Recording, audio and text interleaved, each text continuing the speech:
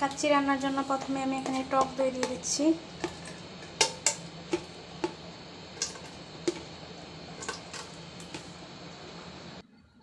বেরেস্তা দিয়ে দিচ্ছি,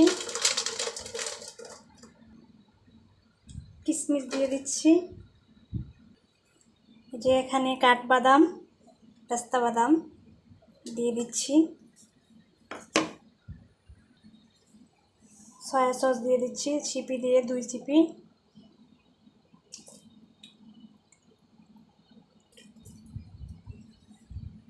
এক টেবিল পরিমাণ চিনি দিয়ে দিচ্ছি, ঘি দিয়ে দিব 2 টেবিল চামচ।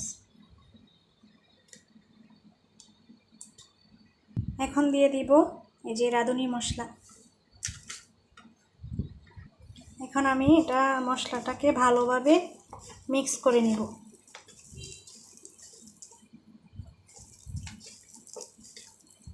মিক্স হয়ে গেছে। এখন আমি জড়িয়ে রাখা মাংসগুলি দিয়ে দিব। মাংসগুলি দিয়ে আমি আবার ভালোভাবে মেখে নিচ্ছি। এভাবে আমি প্রায় 2 ঘন্টা ম্যারিনেট করে রেখে দেব। Thank you.